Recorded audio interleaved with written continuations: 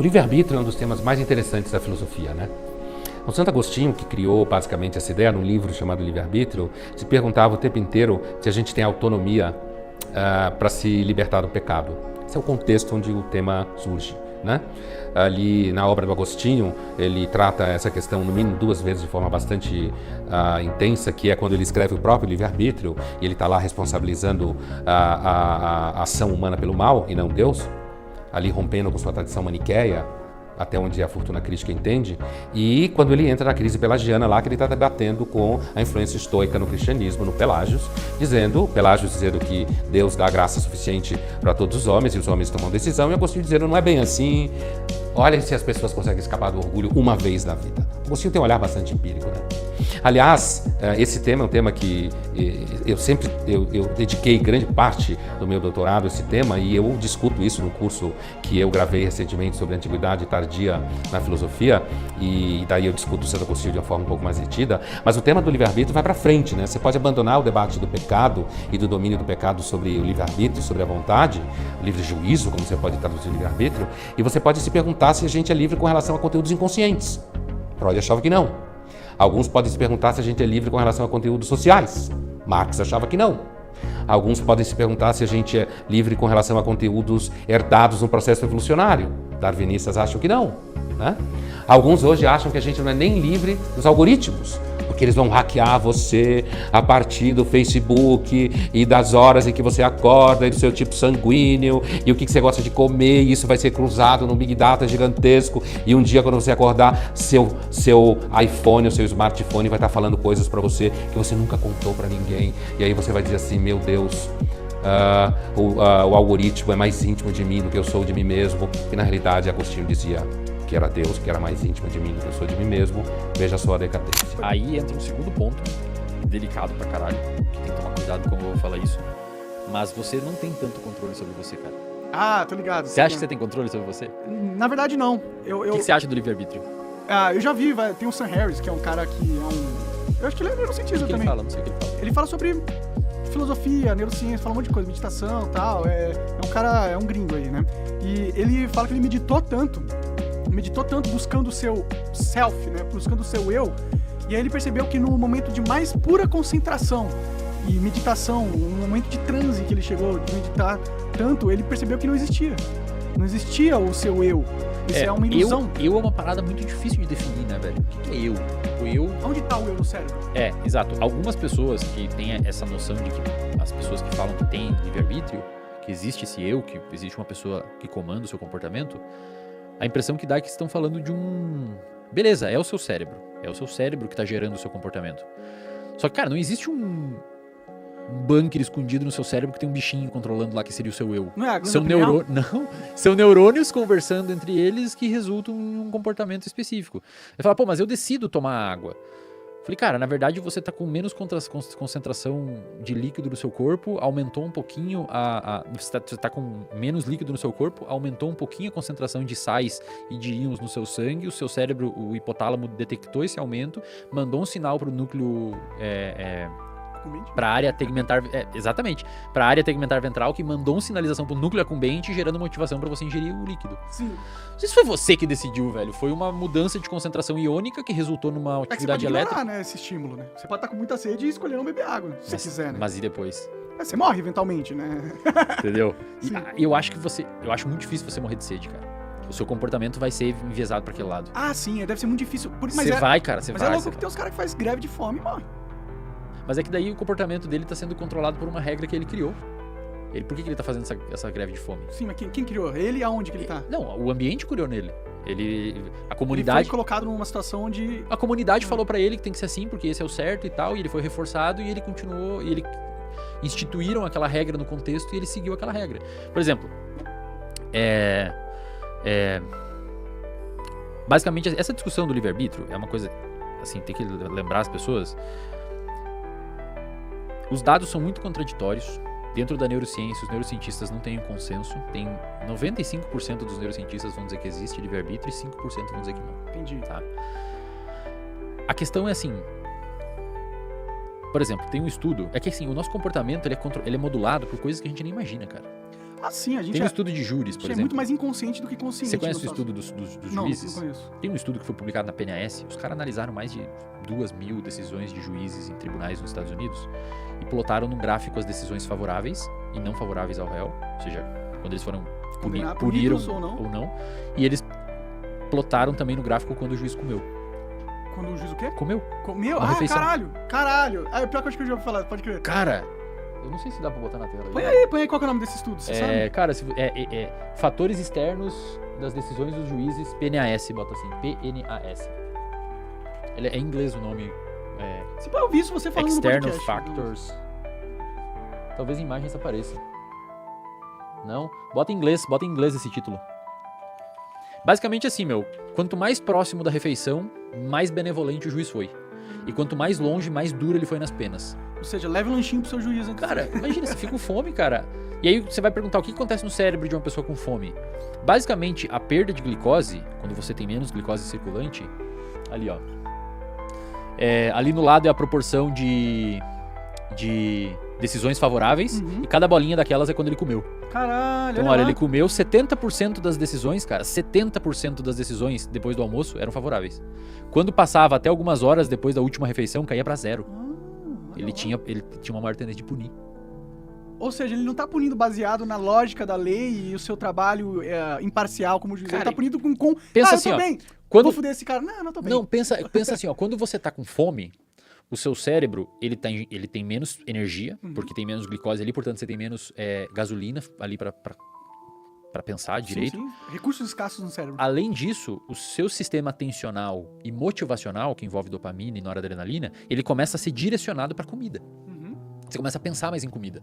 Você não vê a hora do tempo passar pra você comer logo, porque você tá com fome. Você quer que chegue logo pra você comer, você não vê a hora de comer.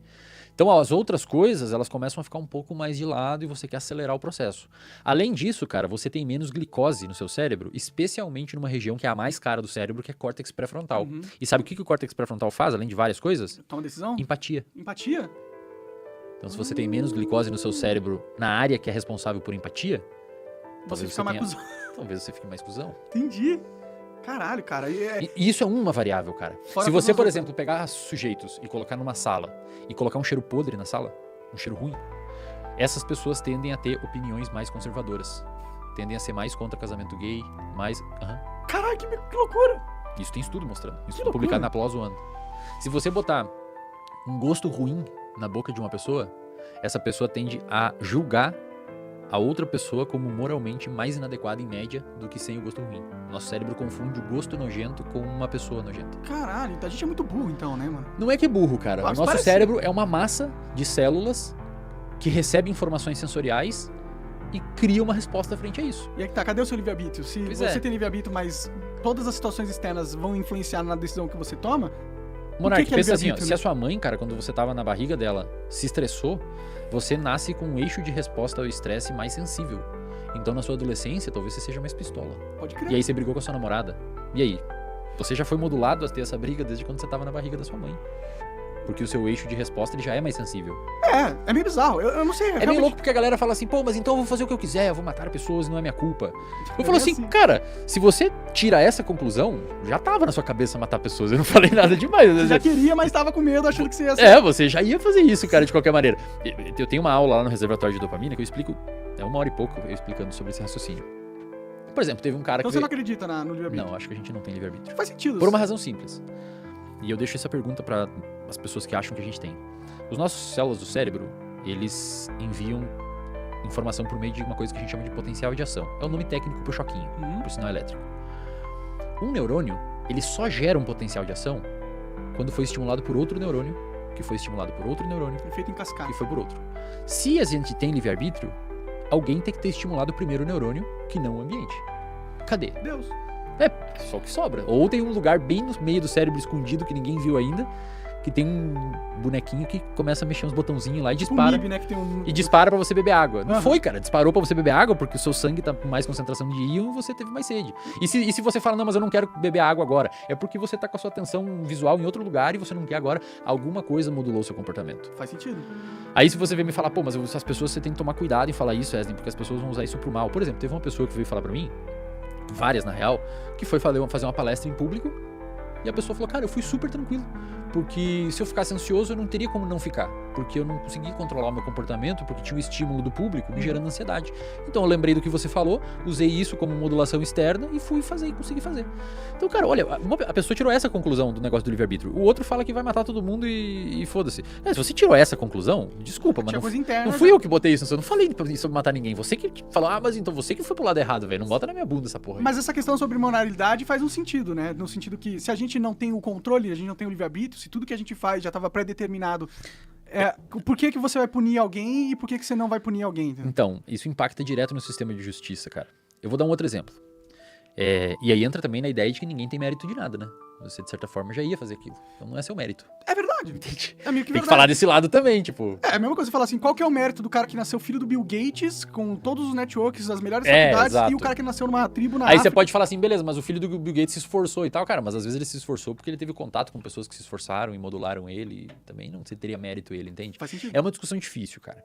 Mas vamos dar um exemplo. Imagina que você tá num corredor de um hospital e, sei lá, sua namorada se machucou, você tá lá cuidando dela, foi pegar um café quente. Você tá passando pelo corredor com um copo de café. Tem um paciente com epilepsia. Epilepsia te dá um monte de choque do cérebro e você tem convulsões. Digamos que esse paciente bateu no seu café e virou o café em você quente. Ele teve culpa. Bom, não, ele não quis fazer aquilo, né? O cérebro dele tendo uma atividade elétrica que resultou num comportamento... Cara, teoricamente, eu sei que é estranho Bom, ele tem isso. culpa no sentido se a gente... A questão da É que assim, culpa se não ele vem- tem livre-arbítrio, não faz isso. Aí que quer dizer que o livre-arbítrio não funciona nessas horas, entende? Sim. Esse é o meu problema com a ideia do livre-arbítrio. A pessoa fala, não, mas você tem... Mas cara, se você tem controle, para de fumar cigarro, então. Se você tem controle, usa o seu livre-arbítrio e para de comer porcaria. Sim, sim. Daí você vai falar, não, mas eu não consigo, cara, porque eu tenho...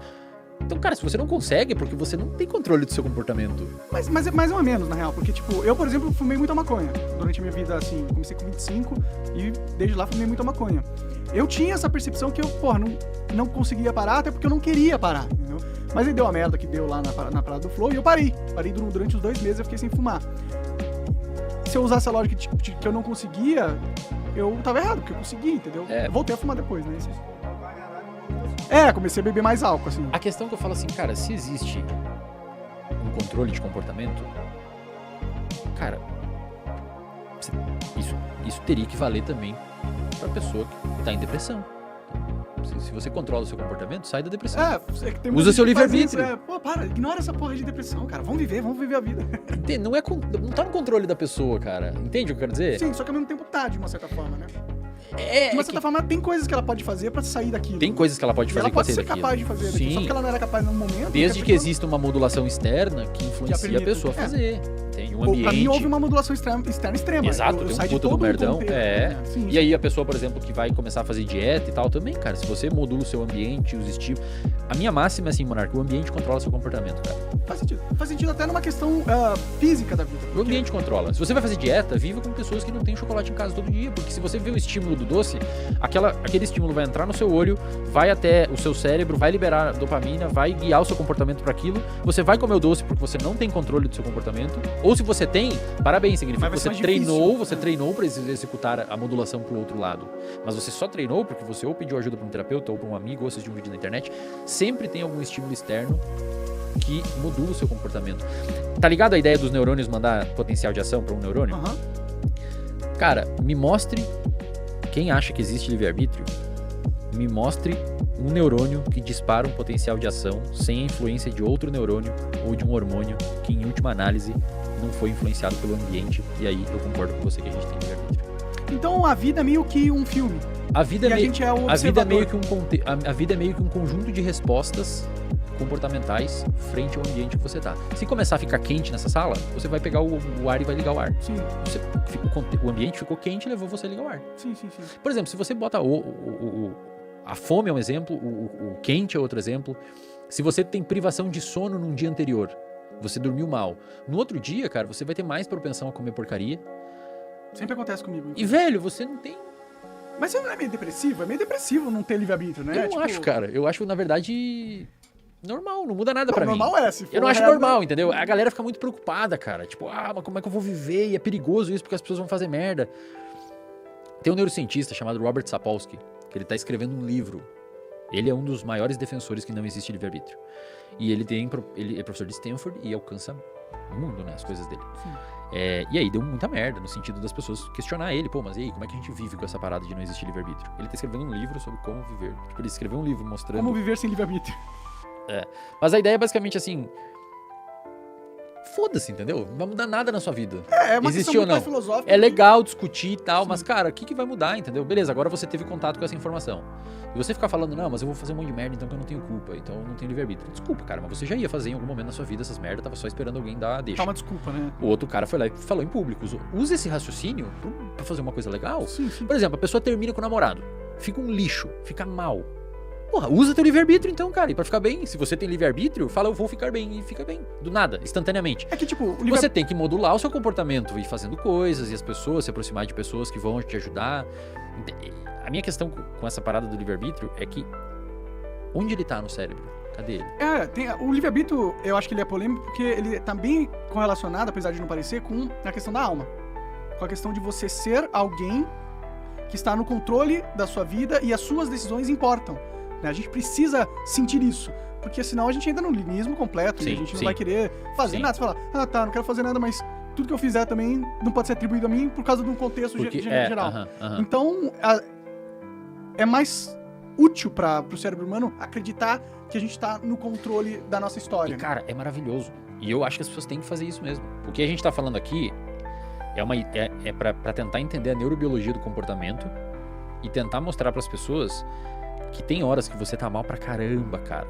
E tá fudido, e tá estressado, e tá zoado. A gente não tem livre-arbítrio da forma que a gente imagina, porque tudo foi selecionado previamente pelo nosso corpo, pelo nosso cérebro, e a consciência é espectadora. A gente tem evidência disso, que aquilo que a gente tem como aquilo que eu decidi, na verdade, foi decidido antes. Pra você ter uma ideia. É uma ilusão. É uma ilusão. E a gente teve... O primeiro a fazer isso foi nos anos 80. Acho que em 1985, Benjamin Libet fez o experimento, foi o primeiro envolvendo isso. Que ele conseguiu provar que a consciência tinha um atraso de meio segundo em relação à decisão. Ele conseguiu identificar que a decisão de apertar um botão tinha sido escolhida meio segundo antes do pensamento consciente. Atualmente, sabe qual que tá esse tempo? Com os novos equipamentos.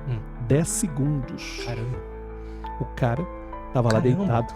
Esse é assustador, cara. Só que isso foi identificado pelo movimento motor. Tipo, vai movimentar o braço.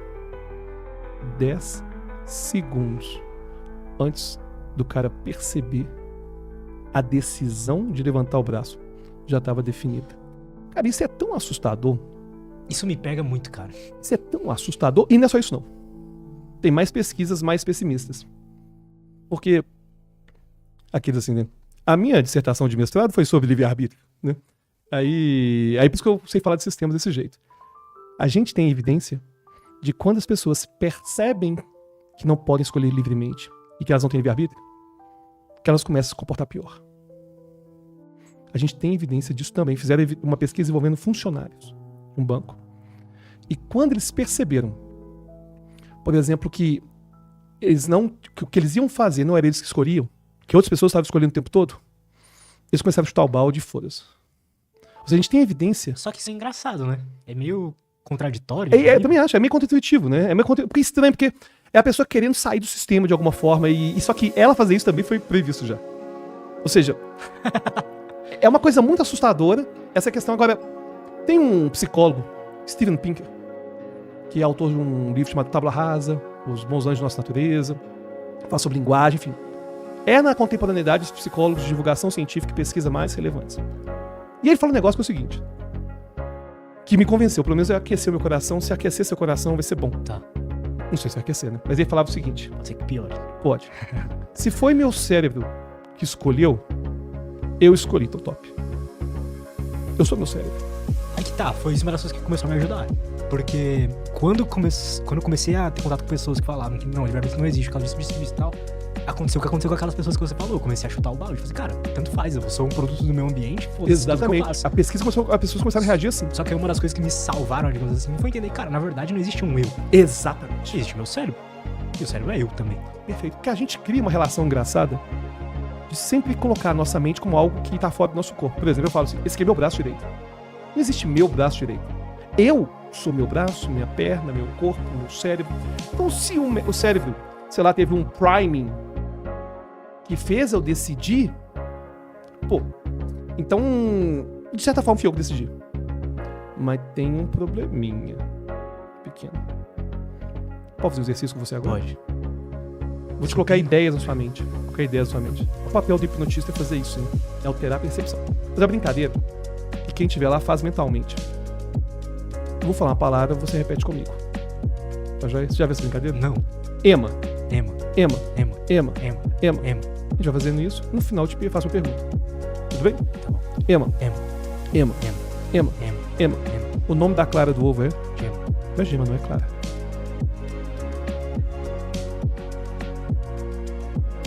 Você é livre? Não, não sou livre. Vou fazer mais uma pergunta, olha só. Ah, que Pode filho da ter uma puta. pegadinha. Pode ter uma pegadinha, tudo bem? Tá bom. Mas agora eu vou tentar não ficar atento pra pegadinha. Nem se eu acho que não vai funcionar. Vai, pode ir. Você é livre pra escolher.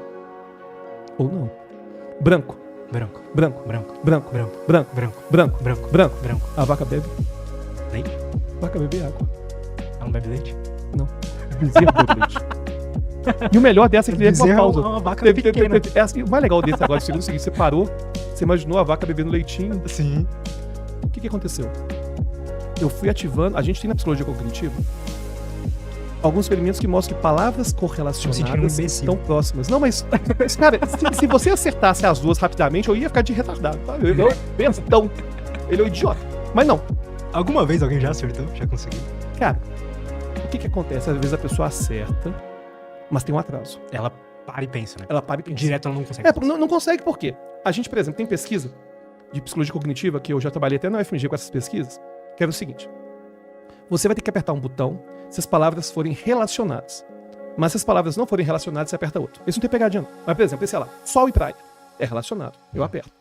Mas eu pensei, por exemplo, sapo e igreja. É não relacionado. A gente aperta muito mais rapidamente quando elas são relacionadas do que quando elas não são relacionadas. Precisa pensar um pouco. Não precisa, porque quando você já pensa em praia, a memória de tudo aquilo que é parecido já vai sendo pré-ativado. Então, quando a gente fala sobre, por exemplo, o branco, aquilo que é relacionado com branco está pré-ativado, ou seja, estava mais disponível para você a resposta leite do que a resposta água.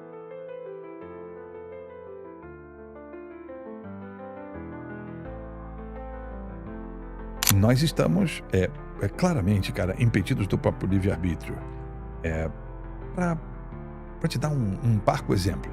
Bom, nós estamos falando aqui... Você realmente acha que nós não temos nenhum livre-arbítrio, assim? Quem? O Sapolsky, ele defende muito essa ideia. Exatamente. Quem sou eu, né? Não, eu sou revisor da Nature, né? Não dos journals, né? Eu sou revisor da Nature Magazine e não para artigos científicos, né? Mas para artigos mais leves e tal. Eu tenho a felicidade de estar sempre muito bem alimentado. A impossibilidade de um estado propriamente de livre-arbítrio é algo bem consagrado cientificamente.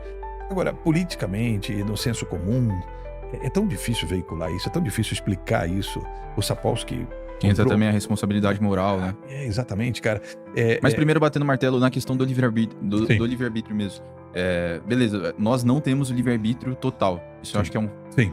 Praticamente todo mundo concorda com isso. Se você nascer na Indonésia, você não vai ter o mesmo comportamento que você nasceu aqui no Brasil. Agora, o fato de eu pegar essa caneta aqui agora e soltar ela, Sim. quem está definindo isso, na verdade, já está pré-determinado, essa ação? Ou, de fato, até ações pequenas como essa, assim? Tudo, cara, tudo. A gente vive, nas palavras de Hofstede, né, que é um gênio disso também, e, bom, na linha da inteligência artificial. Cara, a gente vive um looping, um estado, um loop muito raro, muito estranho, mas é a nossa condição. Eu vou exemplificar para você a impossibilidade. Agora aqui a gente está batendo um papo supostamente excitante para os dois, mas pode ser que em determinado momento, em determinado viés, você não tenha tanto interesse naquele nível de profundidade que eu adotei. Você não está tão interessado naquilo, aquilo começa a ficar monótono, aquilo começa a ficar extenso demais, profundo demais. Deve ter acontecido aqui em diversos momentos. E o que acontece é que o seu hipocampo, ele vai pegar a sua memória de curto prazo e vai armazenar com mais ou menos força e vai associar a memórias anteriores a uma árvore de significado, de categorias, vai categorizar isso, vai associar também a um estado emocional seu, a uma leitura bioquímica do teu estado emocional. Ele vai fazer isso automaticamente, sem que você tenha qualquer poder de decidir isso. Ou seja, nas palavras de Schopenhauer, sensacional isso. Olha como ele definiu isso. Você pode querer, você pode desejar, mas você não pode desejar o que você vai desejar. Você não pode querer o que você vai querer. O que eu quero dizer com isso é que existe uma delicada e fina sequência de eventos que tem como consequência você soltar a caneta. Aquilo vai numa sequência de decisões, mas ela, em última análise, é alheia à sua vontade, embora pareça razoável. Claro, o teu cérebro automaticamente opera pedindo para que você faça sentido. Ele continua, ele está envolvido nesse diálogo com o meu cérebro, e você está usando ferramentas da tua vida, da tua memória, dentro das suas características de personalidade, tentando fazer sentido, tentando se expressar, ser bem compreendido. Você está nesse processo. Mas só esse exemplo que eu dei, de que você não pode nem sequer escolher o que você vai memorizar, nem com que força você vai memorizar. A sua excitação, por exemplo, se você, antes desse contato, você pensou muito sobre esse assunto, você pesquisa muito sobre isso, você vai estar excitado com isso, você vai estar interessado nisso. Mas a maioria das pessoas que eu digo, o livre-arbítrio não existe, cara, legal e tal. Mas assim, por que exatamente eu não escolhi soltar a caneta? Quais são as comprovações que a gente tem?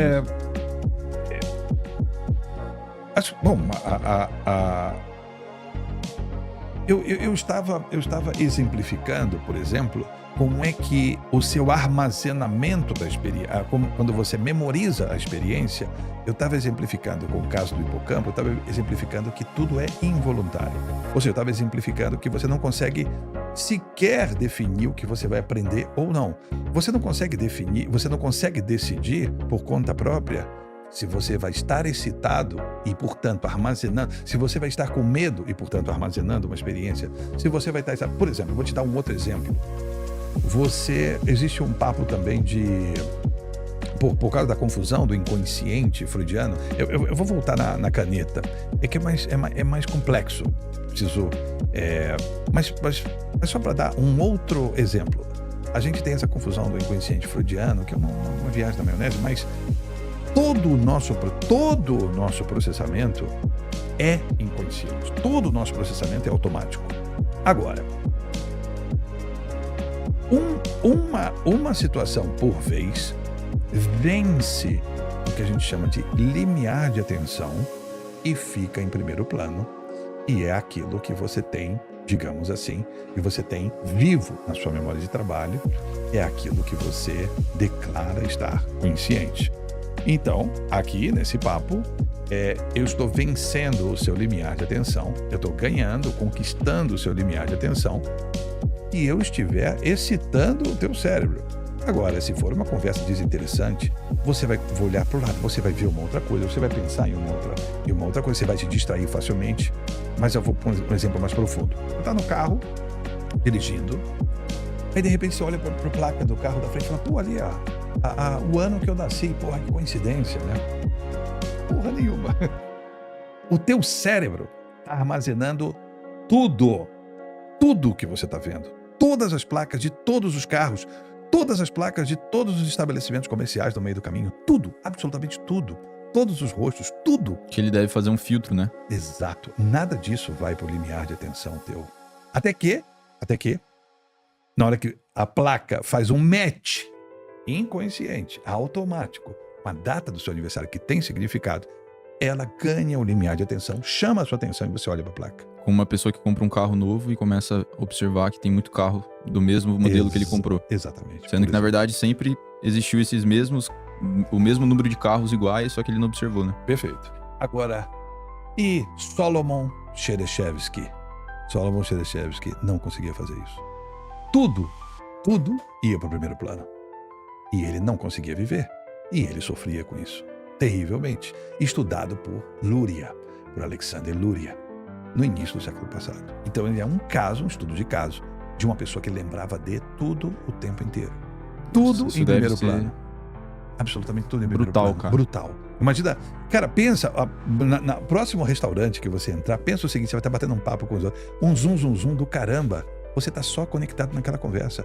Cherechevsky escutava todas as conversas, porque você tá ouvindo, o seu córtex auditivo está sendo excitado, você tá ouvindo, tudo ficava em primeiro plano, tudo era em primeiro plano. Bom, então onde é que está o livre-arbítrio dele? Onde é que está o nosso? Se não no automatismo do nosso cérebro botar o que ele quer em primeiro plano. Bom, aqui nós estamos conectados. Você está tentando fazer sentido, mas é uma cadeia de eventos meio lógica. Lembra da questão de William James, consagrada ao presente? Olha só, no imaginamento cerebral, você leva até 4 segundos para saber o que você vai escolher. Eu estou dizendo para você rigorosamente que você é colocado, você está num aparelho de ressonância magnética funcional, tem uma tela e você vai fazer escolhas. E eu sei, em até 4 segundos antes de você escolher o que você vai escolher. Onde está o seu livre-arbítrio? Eu sei o que você está escolhendo antes de você escolher. Olhos ou não? É, Naquela um imenso problema. Né? Porque se de um lado eu tenho a nítida sensação de que vim dar essa entrevista porque quis, e você, eu suponho, tem a nítida sensação de que está fazendo a entrevista porque quer. Porque eu convidei. E convidou porque quis. Bom, então, existe assim uma percepção nada desprezível de que estamos a escolher o tempo inteiro. E que somos fundamentalmente livres. Isso é por um lado. Por outro lado, haverá 1 milhão de argumentos para dizer que essa suposição é ilusória e é consequência da nossa ignorância de tudo aquilo que determina essa nossa suposta vontade. Então, o Schopenhauer, por exemplo, ele sugere que somos livres para fazer o que queremos, mas não somos livres para querer o que queremos. E, Somos portanto, livres para... somos livres para fazer o que queremos. Ok. Em muitos casos somos. Mas não somos livres para querer o que queremos. Existe Nós não decidimos querer. Nós primeiro queremos e depois somos escravos do nosso querer. Portanto, a liberdade, ela é falseada por uma tirania do querer. Né? Entendeu? O desejo. Você pergunta na rua, o que é a liberdade? É você poder fazer o que quer. Né? Aí você pega e fala, bom, mas... e por acaso você escolheu o que quer? Não. Você escolhe em função do que quer. Primeiro você quer e depois você escolhe. Então, é claro, ficaria falseada aí a ideia do livre-arbítrio, por exemplo. Um outro modo de entender é que, sendo tudo matéria, e a matéria está inscrita num nexo de causalidades complexíssimo, então por que razão a bola de bilhar bate na outra bola de bilhar e faz deslocar na única direção que podia ser, na única velocidade que podia ser, dado o coeficiente de atrito da mesa, dado não sei o que, é a única coisa, e nós que somos matéria que nem a bola de bilhar, poderíamos nos opor às relações de causalidade dos tacos que nos cutucam. Aí tem entropia também, tem as regras do universo, tem a biologia, né, que controla a gente. Você sabe que eu recomendo muito a leitura de um livro do Antônio Damasio, que é um grande neurocientista, que é primeiro o erro de Descartes e depois o acerto de Spinoza, que também foi traduzido por Em Busca de Spinoza. Nós estamos falando de um filósofo do século XVII, mas que já teria dito que o livre-arbítrio é resultado de uma falácia. Né? Bom, agora, aí você dirá, bom, mas e você? Eu sei lá, né? Claro, eu sei lá. Eu sei lá. Se por um lado, né, eu Escolhe não ir a Dubai? Eu fico imaginando assim,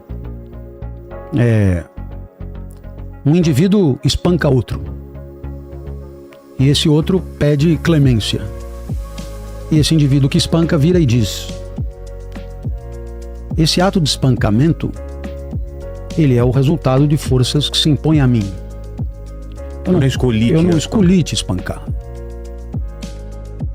Isso aqui é o resultado inexorável de forças materiais que, inclusive, presidem o meu pensamento, as coisas que me vêm à cabeça.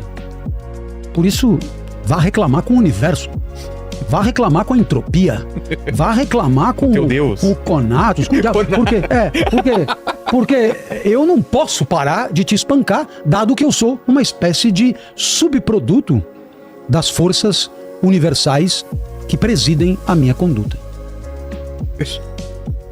Entendeu a provocação? O cara sangrando ouvindo isso.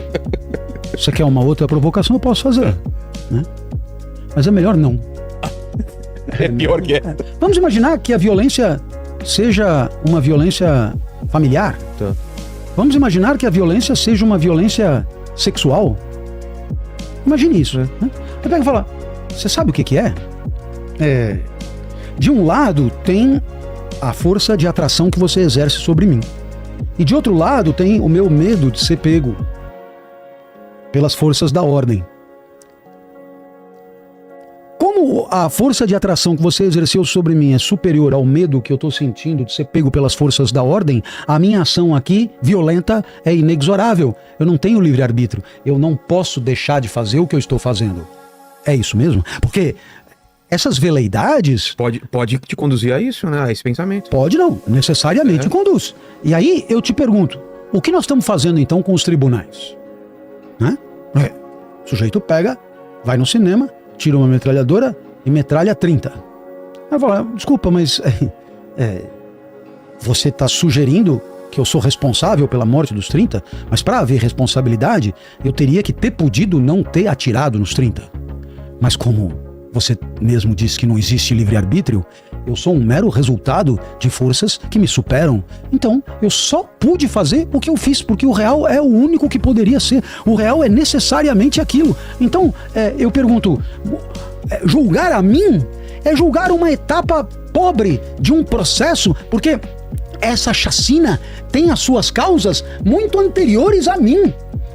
Não há aqui um ato livre de vontade que permitiu essa chacina. Entende o que eu estou dizendo? Que se você banca com coragem a tese de que o livre-arbítrio é uma mera idiotice de pessoas que não entenderam nada, então você saiba que você vai ter que comprar um pacote indigesto de ocorrências no mundo que se escoram nessa irresponsabilidade própria de quem não é livre para nada. Falta de dolo. Se eu me meter aqui a injuriar, caluniar e difamar as pessoas, pega e fala, pô, professor, né? Vai ser processo, vai, lamento, meu amigo. Eu não tinha Você outra não entendeu alternativa. nada. Deixa eu explicar pra você. Existe um subterrâneo inconsciente que vai monitorando tudo. A minha consciência, ela é a ponta do iceberg. Ela é um pedaço frágil do processo. Ela não vale nada. Eu não tenho controle sobre nada. O que me vem à mente falar, me vem catapultado por forças que eu não controlo. Inevitáveis. Inevitáveis. Não existe livre-arbítrio. Portanto, vai encher o saco de outro. Eu não tenho nada com isso, na verdade. Eu não tenho nada com isso, porque eu não sou senhor em mim mesmo. Eu não sou senhor dentro da própria casa. Ok, bacana, mas depois aguenta. Porque quando te bulinarem o bumbum, saiba, a pessoa é também um subproduto das condições materiais de vida que é a sua. Não adianta ficar bravo. Então, você deve dizer, olhando para mim, o senhor falou e não esclareceu nada. Eu fico feliz que tenha concluído isso, porque eu não tenho nada para esclarecer. Os argumentos que sustentam a tese de que o livre-arbítrio é uma falácia são argumentos poderosíssimos.